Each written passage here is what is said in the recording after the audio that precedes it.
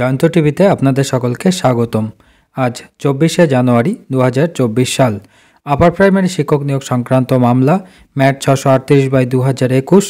এই মামলাটির আজকে শুনানিতে কি হয়েছে সেই সম্পর্কিত বিষয় আজকে তুলে ধরব এবং তার সঙ্গে সঙ্গে আপনাদেরকে জানাবো এই মামলাটির পরবর্তী শুনানি কবে হতে চলেছে।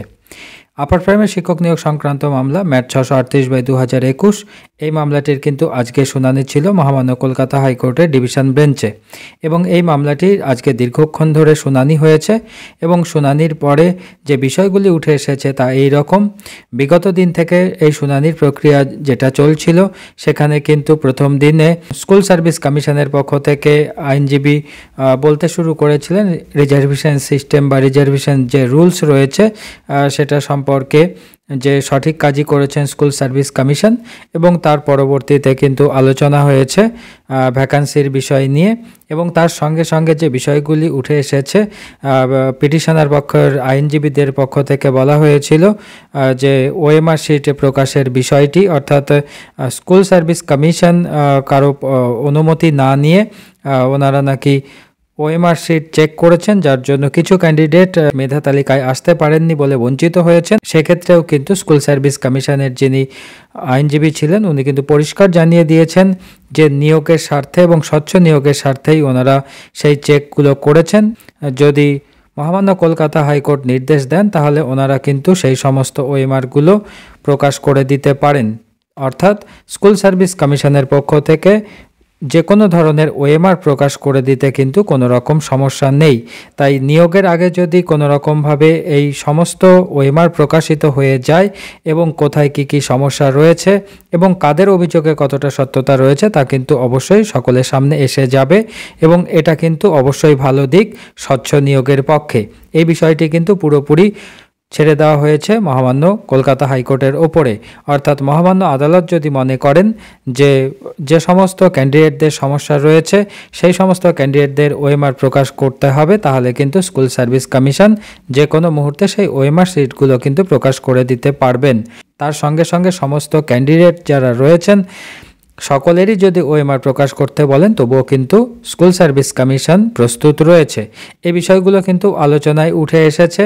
আজকের শুনানি হওয়ার পরে ম্যাট 638/2021 এই মামলাটি কিন্তু পরবর্তী শুনানির জন্য দিন ধার্য করা হয়েছে আগামীকালকে এবং এই আগামীকালকে কিন্তু শুনানিটি রয়েছে টু বি মেনশনড হিসাবে, অর্থাৎ কালকে কিন্তু মূল শুনানি হবে না।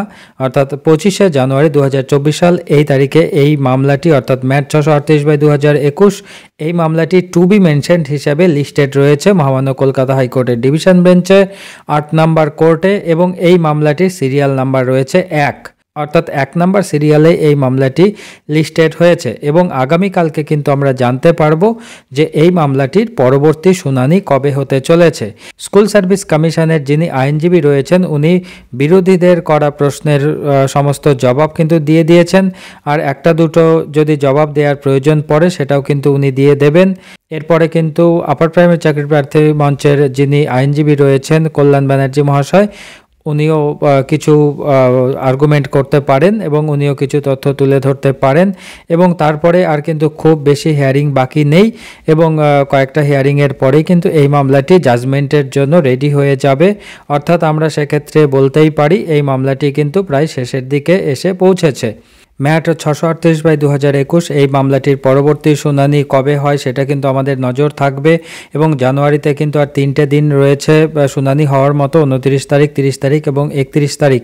তো এই মামলাটি পরবর্তী শুনানিতে কী তথ্য উঠে আসে তার দিকে আমাদের সকলেরই নজর থাকবে।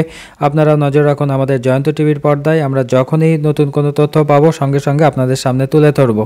তো আজকের ভিডিওটি এই পর্যন্ত। ভিডিওটি যদি আপনাদের ভালো লেগে থাকে তাহলে অবশ্যই লাইক, কমেন্ট এবং শেয়ার করবেন। আর এই ধরনের নিত্য নতুন ভিডিও পেতে এবং আমাদের চ্যানেলের সাথে যুক্ত থাকতে আমাদের চ্যানেলটি অবশ্যই সাবস্ক্রাইব করে পাশে থাকা বেল আইকনটি অন করে রাখবেন। দেখা হবে পরবর্তী কোনো ভিডিওতে। ততক্ষণ পর্যন্ত আপনারা সকলে ভালো থাকবেন। ধন্যবাদ।